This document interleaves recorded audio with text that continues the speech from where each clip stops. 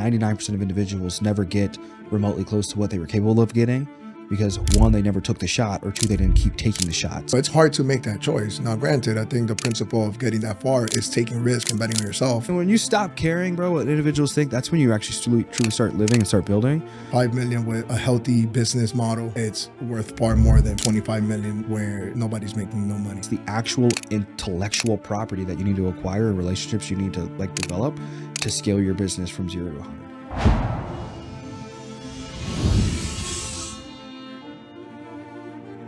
So what happened with that? Tell me. Somebody kicked you? Yeah, I was sparring, and it was just perfect. 16-ounce glove, and it just suctioned on the ear, and it just caused an internal implosion. Does it hurt? No, it doesn't hurt. It's just, you have to adapt to a new way of life. You know what I mean? So like just a lack of familiarity. It really depends. It might not, recover entirely because it's the ear. You know what I mean? So like there's a small film what your eardrum is, and it should be, I don't know. They estimate 2 to 3 months. I'm 2-3 weeks in, but I don't know. So no, it wasn't necessarily painful. It's not like ruining my life or anything like that. It's more so just part of life. You know what I mean? Here's what we're going to do. How old are you, Tristan? 26 now. 26. Yep. What age did you get into insurance? I got in at 18. All right. So yeah, before we talk about that, really quick, walk me through your upbringing, where you're from, and then we'll jump right into the insurance career because I'm really interested in finding out how you got so good so quick. Yeah, absolutely. So I was born and raised in Little Rock, Arkansas on what I call like a farm, but it wasn't necessarily a farm. I don't know. We just had horses and pigs. We didn't have cows or like actual plants or anything like that. Parents got into some trouble when I was younger. My dad ran some type of construction business. I didn't really fully dig into the FBI files. You can kind of look into it. His name's Christian Nelson. And so from there, and we're all pretty open and connected now. It wasn't like that for almost probably like 24 years of my life. So this is all recent over the last 2 years. Nice. But so they got into some trouble. My mom went away first after they split up when I was 6 years old. I remember them splitting up, and we went to live with my mom up in Pennsylvania, and I remember some black SUVs pulling up one day, and her kind of crying and hugging me and telling me she had to go away, and she. So you were what, 6? Yeah, 6 or 7. That's rough. And so I was up there a couple months, and then I remember my school going on lockdown, and my dad, I guess, had pulled up, and I don't know why the school got so freaked out. I think my grandma called, and I don't know if you know what it's like growing up on split there's kids, homes. I would imagine too. Like the mom and dad just go nuts on each other, and the parent-in-laws, they all go nuts on one another. And so my dad took us back to Arkansas while my mom was away. She was away for 2 years, but she was only incarcerated for like a year, maybe even less than. Yeah, so it wasn't nothing crazy for her. She was at a major, camp though. It was more of a camp than a prison. It was called like halfway house, maybe. Not even a halfway house. I don't know. It was it was all federal time for both of them. But I remember her saying she was away with like Martha Stewart or somebody like massive. Something I don't know. Very low security. Yeah. It wasn't nothing crazy.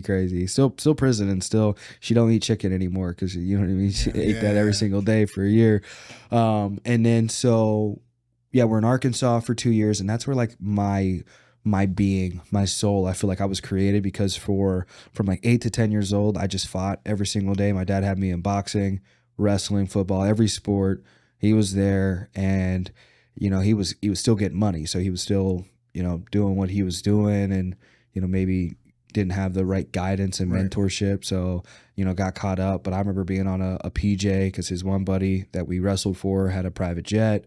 And so we would travel on the PJ and go to wrestling tournaments, and we would eat good and play good and fight hard, and like there was no weakness. We watched Scarface like every single day. It seemed like it was between Scarface, 300, Troy. Like I didn't realize it then, like what people labeled as like child abuse. My dad was the type of there's no crying, there's no weakness. He'd spank you, and sometimes you'd be a little angry and things like that. But when I really reflect back, I was led to believe that, my parents were bad, and, maybe, my mom being on assistance while my dad went away for his long stint because he did 6 years. But, it's unfortunate because I feel bad for, the parents, they having to take the blame of like, just being broken kids and trying their absolute best.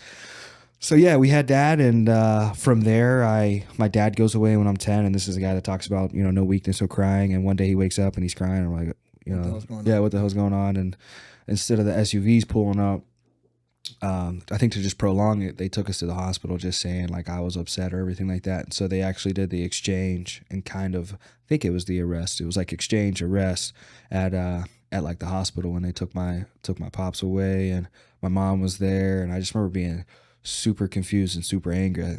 It was probably like a 16-hour drive to Pennsylvania from Little Rock. And I just remember crying the whole way back. That's a lot to understand, especially. Yeah, it was a lot, man. Yeah, a lot. So a lot happened from birth to 10 years old, and I think it was all needed. It was all foundational. So we went from PJs and eating steak every night to food stamps. Right. You know what I mean? All by 10 years old, and to having like this little mansion up in the country, in-ground pool, have what I want when I want, no matter what. To food stamps, and we lived in my grandma's house. We all had our own rooms, and my mom lived in the living room, so she was always sacrificing for us. So she lived in my grandma's living room. My sister and I had our own room, and it was cooked, man. It was crazy. So, but it was America. It's a blessing. You know what I mean? 100%, man. And I'll tell you this: like, I already know why you did well. Yeah. I mean, not the same, but a similar story to me. Like, my family moved country. I was born here, but we moved to Panama when I was a kid. Yeah. And I never knew why we moved back, because I lived with maids, not PJs, but very well off. Yeah. And then we came back, and same thing, food stamps, public transportation. I mean, what the hell are we doing back in the States? I want to go back to waking up and asking for grilled cheese in the morning. Literally, yeah. But it does build character, dude. I can relate a little bit to what you're saying. So you mentioned that you were wrestling. Is that what you did? Yeah, is wrestling the main sport and boxing. you practice coming up? Yeah. A lot of combat sports? Yeah. So you started working in insurance at 18, you said, right? Yeah, 18 years old. So you went through your childhood, obviously a lot of ups and downs, not just financially, but seeing your parents go away at different times, that's almost like twice as bad. Yeah. I mean, I guess the good news is that one's at the same time. Yeah. So at least you got one out, but it's got to be tough. At what point, like, was college an option? When you're in high school, like, at what point are you thinking, like, an adult, that I want to start making money? Were you considering college? Maybe through sports? I was selling grams and little what the hell you call them when they're 3.5? Is it like a cut? I was selling like half eighters and eighters. Yeah, like a cut. Oh. I think we called them a cut, where it's like 3.5 grams, nothing crazy. Okay. I got up to selling ounces. Okay. And I was so bad at it, I can't even tell you the exact measurements. You know what I mean? I never knew. I never really fully got my hands on it. I just remember once. So what drove you? Was it money? Yeah, I wanted to be rich again. You know what I mean? But I can remember. It's funny. You know what I mean? To look back on like being like 12, 13, 14 years old, and like in the middle of like blizzards and certain things like that, have my hands on a couple grams, go out and make a couple $20, something like that, and tell my mom, because I didn't have a car, like, hey, I need to like go see a friend, and like forcing her to drive me out. And like, I feel like she knew I was up to no good. You know what I mean? Because by the time I'm like 13, 14 years old, I got a little scale downstairs. I always have a couple bucks, just something to like find, like just being entrepreneurial. And I was cool because like consistent clients, I'd show up with maybe like a box of Lucky Charms or something like that. You know, you get the munchies, whatever. Okay. You know what I mean? Just throw a little. You call the hang up client experience. Yeah, exactly. You know what I mean? So, but from there, I got kicked out of every school. You know, my first school was elementary. I remember getting, in school suspension in 5th grade for drop kicking a kid off the bus. And it was just constant anger and fighting. And middle school, same deal. They were going to give me a parole officer for constant fighting. And just, you know what I mean? Like dealing with whatever for me, my response to everything was just like, I'm going to punch you in the face. You know what I mean? So I think that was the anger and confusion. I don't think I thought I was better than anybody. I think I was in pain. And I was just angry, confused, you know what I mean, with my life. And then I fully got expelled my sophomore year. And I was a hardcore lover. I remember meeting my first girlfriend. I've only had 3 legitimate, like, girlfriends. Like, and I remember meeting her in, like, my sophomore, maybe freshman year. And she had, like, this ex-boyfriend, and I threatened to kill him. And so they just fully like expelled me. It was between that and fighting this other kid at school. So college wasn't enough. I was nuts, bro. Yeah, I was literally I was unhinged. And the only thing that really kept me hinged was God, really. You know what I mean? Because nothing really kept me hinged. I didn't really have any respect for anything. I was horrible at home, mean to mom and everything. I was angry, bro. You know? And so, yeah, I get expelled my sophomore year, 16 years old. I think I got fired from Chick-fil-A. I don't even know how you get fired from Chick-fil-A. And then I work at UPS from like 16 till 18. And around that time, my dad gets out of jail. So, yeah, did this like 6 years. And then from there, as he gets out of jail, I start to think like, man, this dude got out of jail and got his bread right back up. And I'm like, what am I doing wrong? Yeah, what am I doing wrong? So I was like, I don't care what he's doing. Like I kind of told myself I'm gonna go down there and figure out what he's doing. And I went down there and we didn't see eye to eye when I first went down there, and I enrolled into an HBCU for a week, and just it was probably a couple weeks. And I was like, you know what, I'm going back home. I don't care.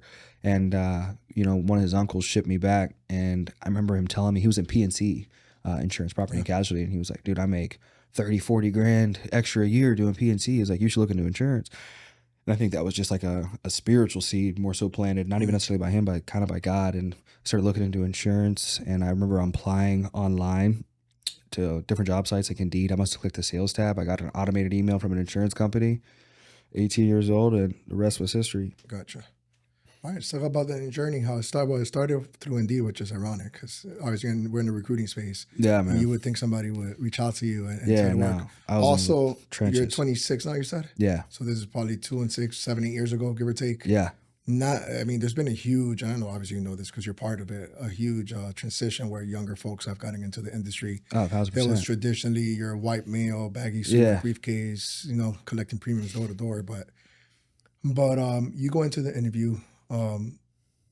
What are you thinking when they offer you? Obviously, you're 18, so it's not like you know much. But are you like, okay, this is it? I'm going to be rich if I sell insurance. I didn't care what they were selling. I didn't fully understand what they were doing. I just saw Maseratis in the parking lot, and I saw guys in their 30s. You know what I mean? So kind of relatively close to age. I was like, all right, these guys are within 10, 15 years of my age, and they have money. And I was like, I don't care what they're selling. I just wanted to be the janitor. Gotcha. You know what I mean? So like I didn't think I was going to get a job offer because I didn't understand anything. I just came from like either your family has money and you go to school and work in the family business, or you find a good job, or like you get like trench rich. You know what I mean? So it was still like white trash, ghetto-y type of area. It wasn't like full. I wasn't in like O Block or anything like that. But like, you know what I mean? That's all I was exposed to. So like my mental limitation was based off of my level of exposure. You know what I mean? So yeah, man, they told me, hey, this is life insurance and you have to get this life insurance course. And then I thought it was a scam, like for like 4 seconds, but I still didn't care. So I was like, yeah, sure. Call up my grandma, call my mom, round up the couple $100 for the course. I enrolled. It was 11 a.m. and I had that done. The Excel testing solutions. I had it done by like 4 a.m. So in Arkansas? That was in Pennsylvania. Yeah. Yeah, so Pennsylvania was 10 to 20. So yeah, so from there, I got the course done in 17 hours, and then I took the state exam at 9 a.m. the following day in Erie, Pennsylvania. I lived in Greensburg. It was a 4-hour drive, and it was the first time I fell asleep behind the wheel.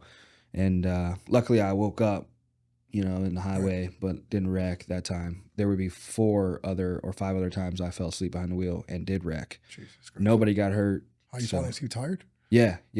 I just didn't sleep. The first 2 years, no sleep. You know what I mean? Just like working around the clock. Yeah, just work. And it was all in person. You know what I mean? Right. So like, I went through the same. I was gonna say you probably did. Yeah. So it's like, it was all in person, door to door. I did 200,000 miles in 2 years. How crazy is it? Before we pause it for a second, that people now, like I tell the guys here in the office, I'm like, bro. I mean, I'm not even that far removed. Neither are you from doing that. Bro. Like, it's night and freaking day. If you can't make money now in the insurance space, you need to be deported. 100%. You know what I mean? Like, I literally just made a piece of content on this right now. I was asking ChatGPT on how to fix America, and they were like, there should be talent visa auctions opposed to different types of ways you can get to the country. And I completely agree with that. And I think there should be talent, stay here in America. 100%. Like there should be audits on I think there's more Americans in the country that are contributing less than immigrants. And there should be like an exam or a test of like how much value we bring in America, and you should be deported. You'd be very surprised. I think there's a lot of like growing up in the South, there were immigrants that helped us out on the farms, far more valuable than these lazy Americans that are just collecting, government assistance. You know what 100%. I mean? So dude, that's really kind of like what separated me and others that are successful in the space, whether it was then or now. It really just comes down to work. It's never been easier to make money. If you can't make money in the insurance space now, you literally are brainless. I hear you, and I agree 100%. All right, so you started producing. You were a killer, I would imagine, selling a bunch, working to the point you fall asleep. Yeah. Top producers don't always make the best leaders. Yeah. And obviously, from what I understand, you were a top producer, and I know you are a leader in the industry now. But obviously, you've made it big where you were at. Yeah, but the delay has been. Look, dude, it's like. The delay's honestly been 7 years. Like my ego wants me to say, even right now, that I became a good leader after a year or two when I built up $1 million team. But I don't believe a good leader is just reflected in the results you generate. I believe a good leader is also reflected in the direction that you're taking the organization. I think of like myself being a believer, like it took Moses being a good leader to not only get the vision from God of I'm going to take you to the promised land, but he also messed up by losing faith on getting you out of slavery, which, you know, happened in a matter of, let's just say, months. And then they spent 40 years wandering the desert, which should have been 40 minutes, 40 hours, you know what I mean? At most. So it's like, I look at myself, it's like I cost myself 7 years, not only of my life, but of others' lives by limiting myself to, again, lack of exposure and lack of education because I wasn't doing research. I was just emotionally bound to my older mentor. And I think if I do justify it, it would be the void of me not having the father figure. So I looked at my old business partner and old mentor as like, oh, this dude's going to lead me to the right place because this is like a father figure to me. You're getting paid, which I think makes it that much harder because I see. I'm getting paid a little bit. I've been at this, but I've been at this long enough. I mean, almost as long as you have. But I've been independent from day one. Yeah. And there is a lot of crappy shit about independent that people that I have tried to fix in my system. Yeah. That some other companies out there won't tell you. But most importantly, I think the folks that are captive, which is where you were, is if you make it, now you start getting, it's almost like the carrot that's being dangled, where you're making good enough money to like not really look elsewhere. But once you really realize what's outside, it's like, wait, hold on. If I did the same work for myself with the knowledge I've now gained, I mean, you're probably going through it now. It's night and day as far as opportunity and the lack of limitations, not just financially, but just being able to help clients. And morally, because everybody in sales loves to virtue signal about how good of a man or woman they are, and they're serving God. And you know, some individuals aren't just kind of really reflecting on the product that they're pushing and what they're pushing others to do. And I always, when I share educational content, I always try to deliver to individuals that I speak from experience, not to. I ain't looking to just shit talk and, you know, hurt someone's feelings. That's what makes it valuable. If you don't speak from experience and all you're doing is reading a freaking script. Yeah. So even then, $1 million team 2 years in is still impressive. Yeah. Obviously, it's nothing to sneeze at. What was it like getting others to come on board and getting them to kind of row in the same directions? Because you got to get people's buy-in in this business. Yeah, it took forever. I was recruiting from day one, and getting individuals to stick was damn near impossible. When I look back, I thought I was an idiot, but I realized it was a combination of one, my leadership inexperience. I was just like you said, I came up with the saying years ago that every leader can produce, but not every producer can lead, which is exactly what you just said. So if you're a leader, you have to be able to produce. In every aspect of your life, 100%. You have to be able to lead from the front and show individuals that you can produce, whether it's selling insurance, selling a product, but also producing in your mental, physical, personal, spiritual life, and all of those aspects you have to be able to lead. But for me, the delay was a combination of I was young, immature, angry, emotional. So if individuals weren't working 20 hours a day, I would just humiliate them and tell them they're idiots, basically. And want everybody to be like you. Exactly. I think it's one of the first mistakes leaders make. I scared a lot of individuals away, but I also didn't realize I was asking people to basically invest $1,000 a week in the capital space on 40-50% commission because you had to drive everywhere. Right. You had to deal with that in-person rejection, your car breaking down. Maybe they didn't have a car, so now I was limited to people that had vehicles. Right. Geographically, only to your surrounding areas. Yeah, geographically. You guys ever do travel trips? Well, yeah, I went all over the whole East Coast. You know what I mean? Yeah. So went to Ohio a few times. Yeah, bro. So I can't one of my best months. I drove from Pennsylvania. I drove down to Tallahassee. You know what I mean? So I had one of my best months in Tallahassee, Florida, and we would do those trips in one shot. My longest trip was a 16-hour trip, one shot. No stops aside from gas. Did you ever? And this happened to me. I want to know if it happened to you. I went through a phase in my business, Tristan, where I was recruiting. We were doing all the right things. We were producing numbers, but I felt like people weren't growing. I would deal with stressed out people. I'm broke. I'm not making money. It feels like that working. Every day. And then I almost came to the conclusion where I need to have an honest conversation with myself. We suck. Yeah.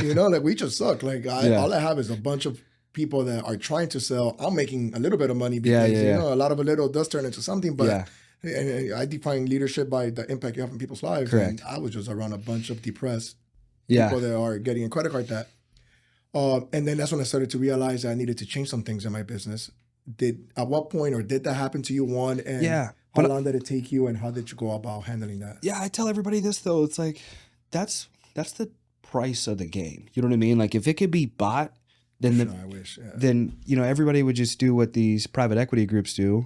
And we would all just acquire the working team. Yeah, exactly. We would just pay for it. But like the thing is really doing that in the insurance space is you need to have tens of millions of dollars to acquire something good, because on a smaller scale, it wouldn't be worth you buying a team of 100, 200 people, because really only 5 or 10 of them are It's good. very volatile. Exactly. So it's like when a private equity group buys a team, they want to buy 5, 10,000, 20,000, agents, distributancy force, because of now they know, okay, if 10% of this thing is good, we at least have 500, 1,000, individuals we can count on for the next 3 to 5 years to generate our return. So it's like, dude, the price is going through not the weeks, the months, it's the years of looking at yourself in the mirror and asking yourself, am I a worthy leader? Am I a worthy individual? Because I'm looking at all these people that are following me, and 99.99% of them, it looks like they're failing. It looks like they're broke. And really the biggest thing is it's a combination of, I don't believe it's solely on you as the leader. If you have created the right space, the right opportunity, and you're going in the right direction, and you're just not a horrible person,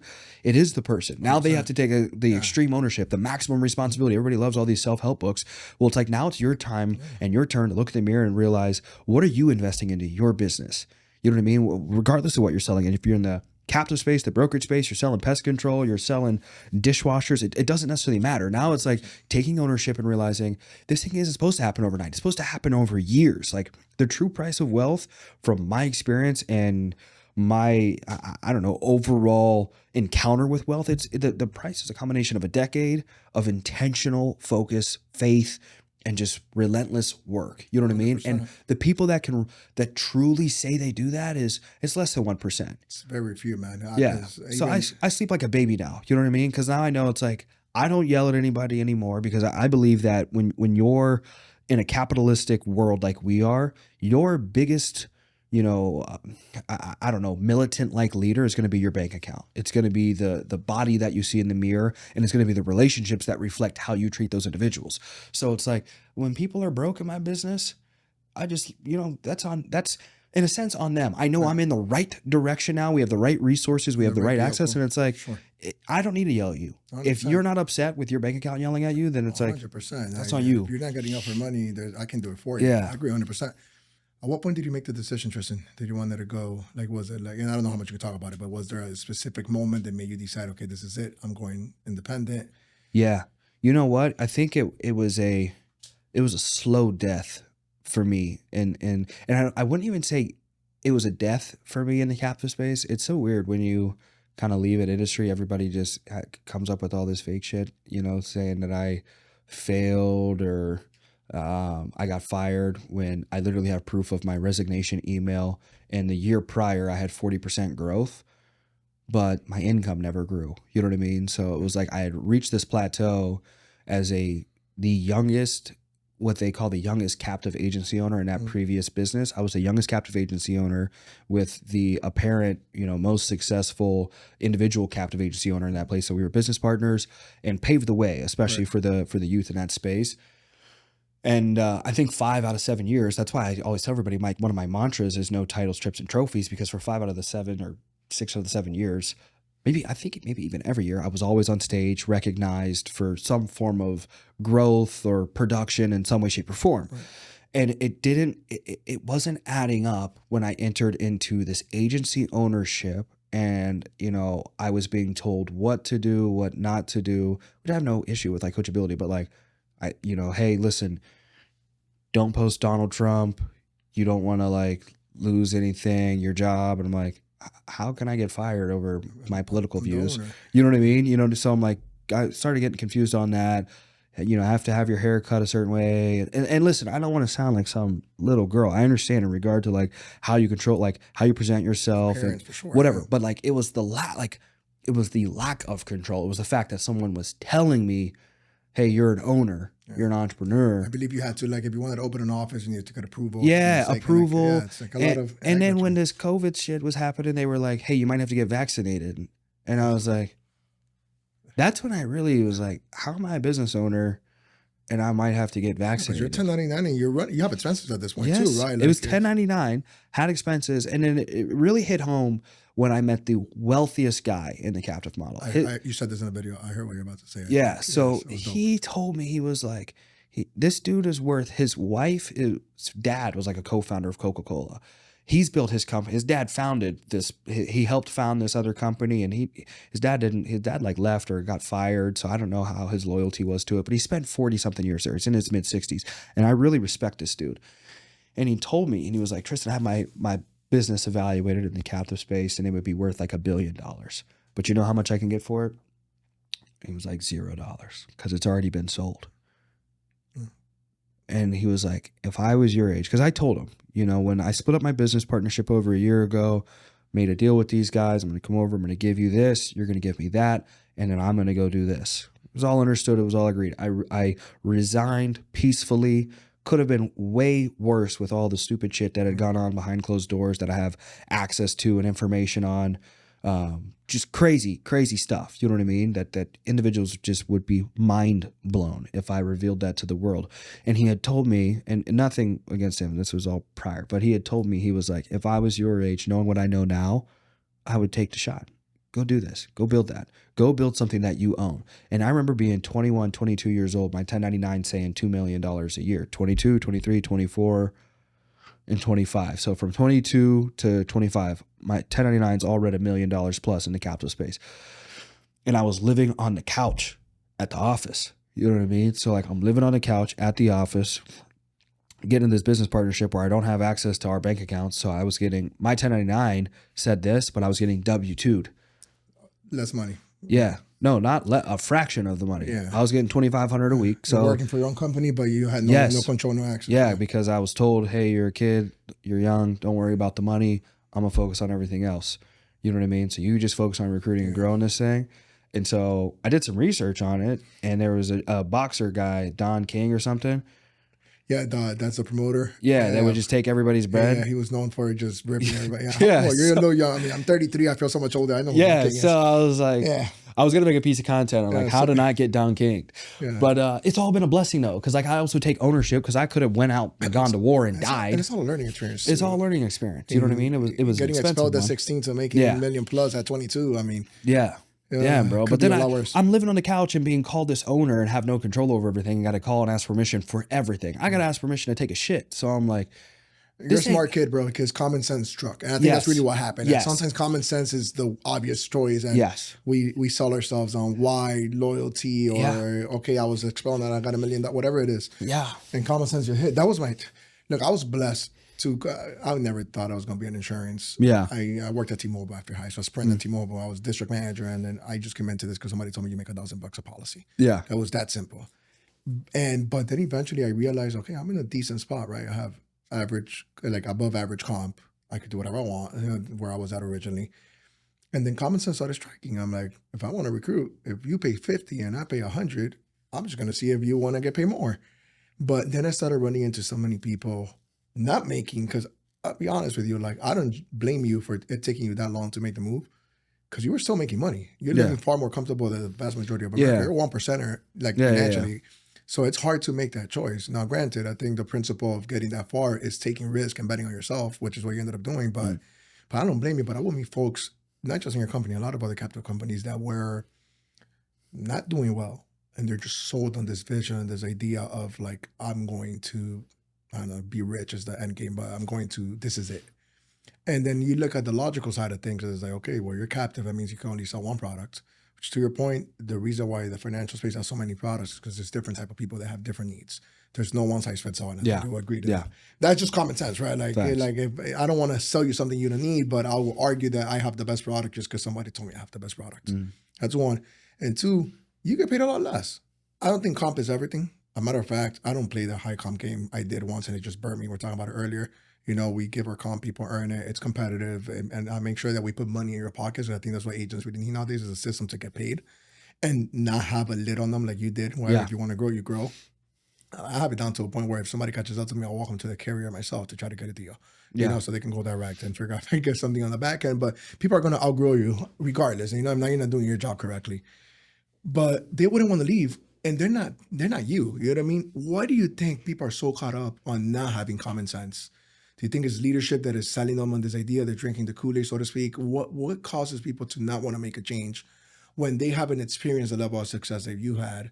And even the ones that have, when it starts becoming the obvious choice to go in a direction where you just have more ownership and control. Yeah, I think it's in the midst of it. It's kind of like when you give advice. It's almost, as leaders and as humans, we give better advice than what we implement ourselves and what we do ourselves. So, we preach almost. exactly. You know what I mean? So when I really look at it in regard to why individuals don't go and pursue better for their lives is it's a matter of fear. You know what I mean? So it's kind of like the guy that stays with like a loser girl, or a girl that stays with a loser guy.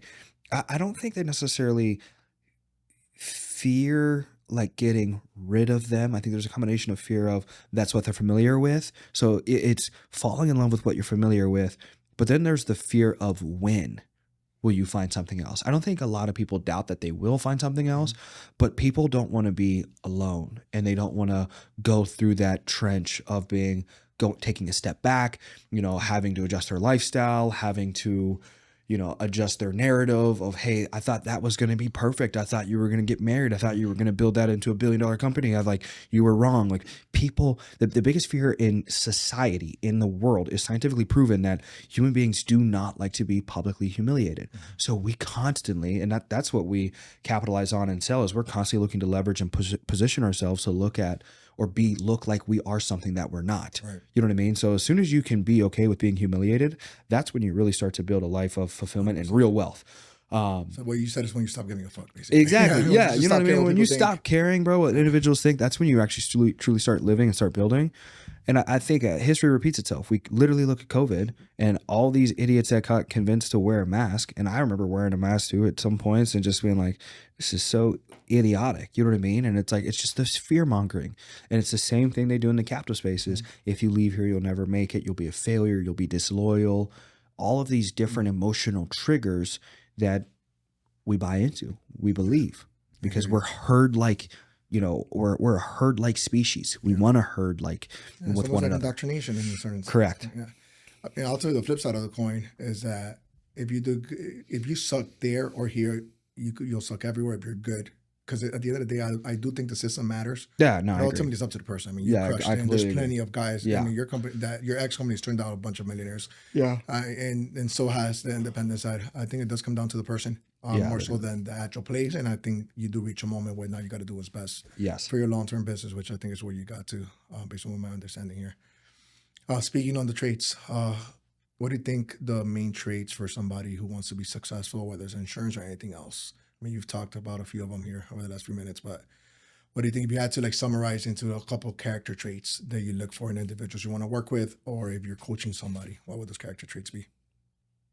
It's a really good question, because it's like, I can think of like 2 or 3 that I feel like correspond with one another, and I don't know which one is more important than the other.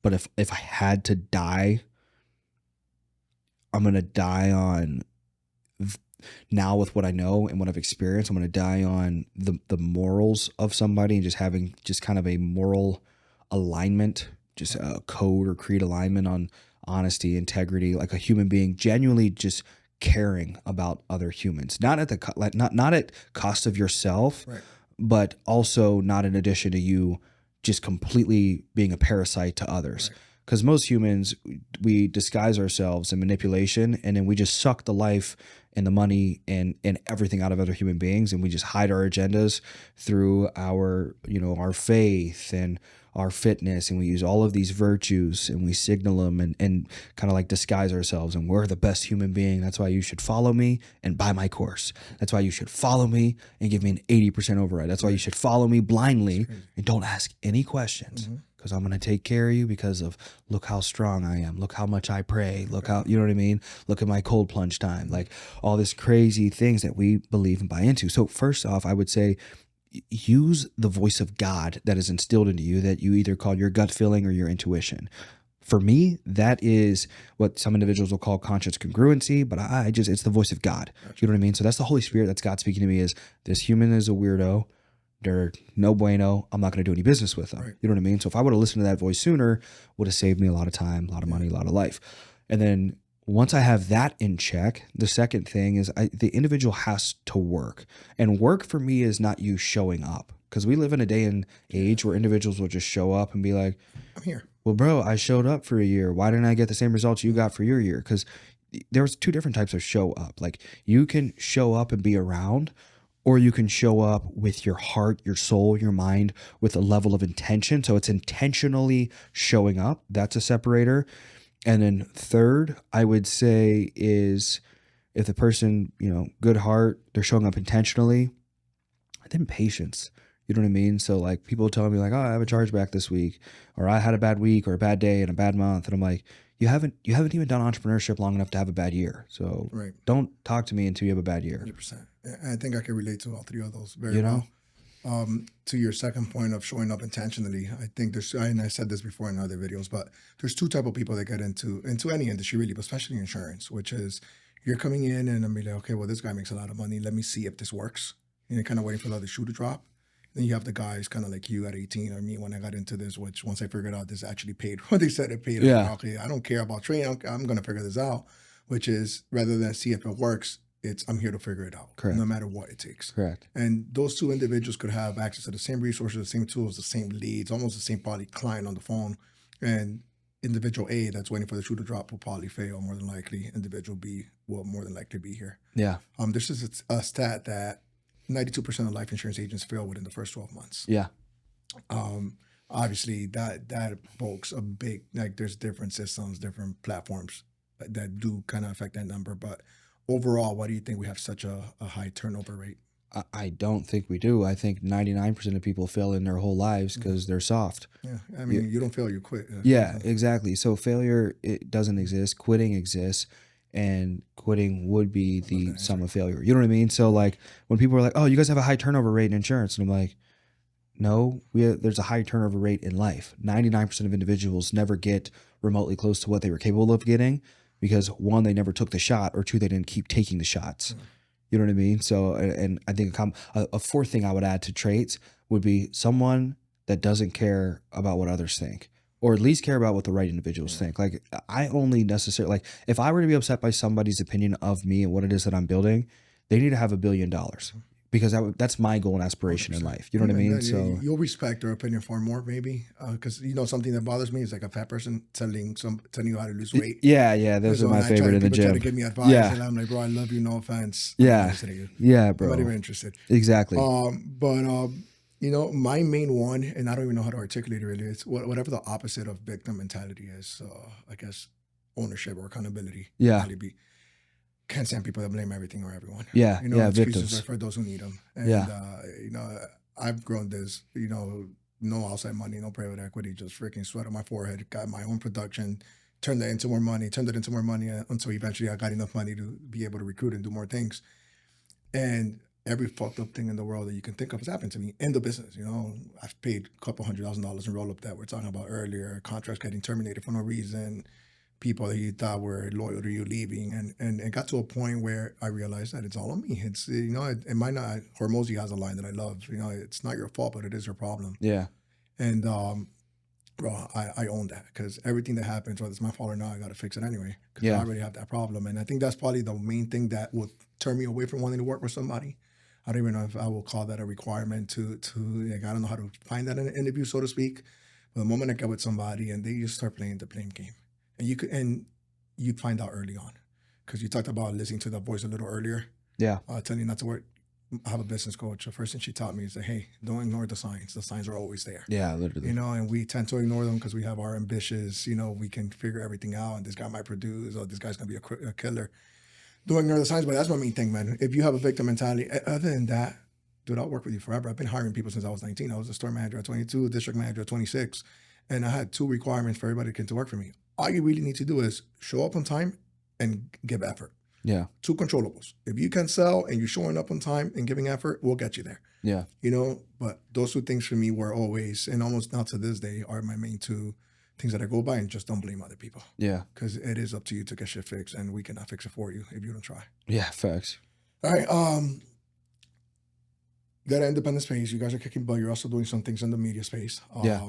Walk me through what you got going on now in the insurance space exactly. I know I believe you became an IMO now. Yeah.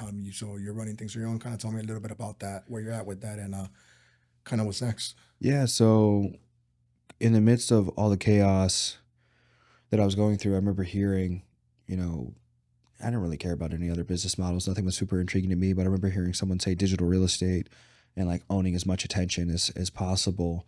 And for me, it was far more than just owning general attention. I didn't want a bunch of like losers' attention and just, you know, there's no other way to put it, just absolute degenerate individuals. I wanted high quality people's attention. And, you know, that's why I started my media company and podcast 4 years ago. And I think that was the seed that planted, you need to own, you need to have ownership, and everything that I went through that led to me getting rid of my business, I guess, in the captive space and resigning would have been, yeah, like a year and a month ago. About a year and a month ago, and then a year and a couple months ago, I met my girl, and we didn't even realize what we were getting ourselves into. We had just fallen like deeply in love, like just right off the rip, both in business, fully alignment, kind of similar to the Hormozis. We listen to them all the time. Like all we care about, all we've talked about since day one is just business visions, goals. And I think we both have just kind of propelled and evolved one another into just better human beings, and also making this decision. We both left the captive space and to start to explore lead generation, the broker space. And, you know, within 6 months of us dating, we started our own, you know, IMO, you know what I mean? So handful of carriers with good compensation opportunity. And the biggest thing for us, our mantra has always been no titles, no trips, no trophies, no BS, just cash. Our biggest focus, and we believe the biggest motivator for individuals, and our, you know, shortcut, our cheat code, and we don't care about telling people because most people are too stingy to do it, is just getting people paid more than what they deserve, getting the right people paid, I should say, more than what they deserve. 100%. So finding the right individuals and putting them in a position to win and incentivizing them with cash. You know what I mean? Like when I look back at all the trophies and trips and titles and stupid shit that I've gotten, I would have taken the cash every single time. You know what I mean? Like, 100%. Damn, bro, just give me the cash. Because they were making the cash. Why do you think they gave you a title, trip, or a trophy? Yeah, bro, all these conventions cost money. Yeah, man. Yeah. They're still making a profit on that too. Literally, bro. Literally. Yeah. So between that, you know, we started our IMO. We started January 16th was our official launch. We did like 50,000 our first month through, you know, I think we started with like 4 or 5, you know, individuals to now we will end this month at 200 something agents. And we are at 400,000 placed business so far this month, and yeah, so things are going really well. Insurance is easy, I guess, at the scale of getting to your level of skill set, 5-6 million a year. Yeah, the level of skill set that you come from. I mean, that's why I was telling everybody. I think like, your numbers gonna be higher. Yeah, because I came from the trenches of the insurance space, working with one product, minimal resources, and I built a $5 million a year agency out of 3 states. Because you know, in the captive space, you're limited to states too. So you don't have access to all 50 states. Right. They tell you what states you can work in, and so if we got to $5 million a year out of 2.5 really states, bro, then like blow past that. Yeah, exactly. We're already there in 6 months. Yeah, I don't even know if you know, but yeah, it's stupid. I belong to a hierarchy. This is not all my business. So I don't like to claim numbers that aren't mine, but the group that I started with in the space combined, we did 89 million last year. Yeah, bro. Yeah. You know, 15 million that was mine, and that's nowhere near the shit that you've learned coming from where you come I know from. so many guys. They're like, yeah, I'm doing 10 million a month. And I'm like, what? I'm like, you? Now there's a flip side to it. And here's where like, and I'm almost sure you know this, right? But I could theoretically say I did $89 million in a year. Yeah. I could. And like there will be a report that will probably show that that's mine. Yeah. I didn't get paid on $89 million. Yeah. It's all that matters what you get paid on. You know, and somebody told me once, and this really stuck with me, Joseph, you want to have a big business to make money, not to say you have a big business. Yeah. And I was like, that is so freaking true. Yeah, literally. I come from a culture where it's like crazy numbers, and we're throwing around insane numbers that IMOs have been around for 50 years are not doing. Yeah. And I will tell you, 5 million with a healthy business model, it's worth far more than 25 million where nobody's making no money. Literally.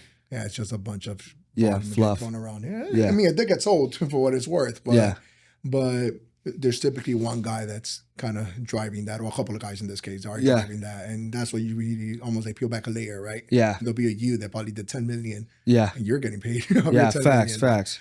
So I think that's a big thing in our space because a lot of people claim crazy numbers. And, you know, I pride myself in that. When I have meetings with, when I went to get my contracts directly, I was like, hey, I don't want to make any promises here. I opened up my books. This is what we sold. This is how much we made. This is our persistency. This is our placement. You know, there's our agent retention. Now I can show you a report, which I did. This is our potential, you know, but I don't control all of that. I control this.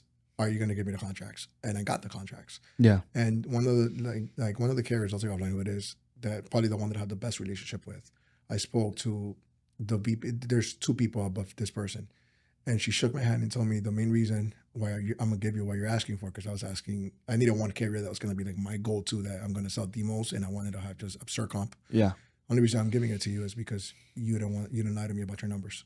Yeah. Yeah. And, you know, because I mean, people are in the game, they know, you know. Yeah. You show up, you fluff up your numbers, you make it sound nice. I'm going to bring over 2,500 agents. And then 6 months in, you got 40 agents and you're writing $50,000 a month. And yeah, facts. But that's something that we pride ourselves on, is, you know, no bullshit. Just like you. I mean, all my incentives are cash right at this moment on the live side. And when I talk to agents, like, we run reports on issue paid production. But my one-on-ones with agents is, how much money did you deposit? Yeah. You know what I mean? Yeah. Like, are you good? Is this enough for you to live? You're not good. Let's figure out. I don't care if you show that you roll 50 grand. If you're broke, we have a problem. Let's facts. It's a great start. You know, get out of it soon, but we got to go by that more so. I think that's a mistake a lot of people make in our space. That's the most important report. I used to tell people that in the capital space. I was like, I don't care about any report. I care about one report. It's the income report. Direct deposit. What'd you get paid, bro? Because ultimately, that tells the story. You know, you cannot take your issue pay report to your landlord and be like, hey, can I pay my rent with this? Yeah, literally. Yeah. All right. Cool beans. Do you want to touch on the media stuff? I mean, I'm about to wrap up. I think I got most of what I wanted. I don't care much. It's something that you're looking to like. How excited are you about? My clientele when it comes to media is someone making a mil plus. It's more exclusive. They might not watch a podcast this long. All right. One advice, if you could give, I end every podcast with this. If you give one advice to 18-year-old you, knowing what you know now, what would that advice be? So, you know, I think about this so often. When I fight, the entry level to fighting is toughness. So that has to be understood. If you are listening to this and your goal, your dream aspiration is to be successful, if you don't have toughness, if you don't have heart, it's not going to work. You know what I mean? So the individual, my pieces of advice are for the people that already have heart. So my people, the individuals I connect with, that I align with, they have heart, they have toughness, they have the relentlessness. So none of that's relevant. Now what's relevant is if you've got the hard work, like this is how I got my eardrum blown out, is because I'm a tough fighter. You have to kill me. I'm not an intelligent fighter. So the difference between a champion and a fighter is intelligence. Right. Everyone's fucking tough in fighting. Mm-hmm. We're getting punched in the face. Mm-hmm. I'm going to kick you in the chest. You know what I mean? Like in business, everyone's making money in sales. Right. Like the 1%, we're all crushing it. Right. What separates us is intelligence. And it's not a matter of like who knows rocket science. It's a matter of acquiring the strongest leverage points of information and getting that implemented into your business, which is typically relationships, from what I've seen in the insurance space, and then just having standards of excellence. So I know that's a large piece of advice. This week. Yeah. I thought I heard someone like say something. I was like, damn, that's what I say. Well, one of our sayings is excellence is the only standard.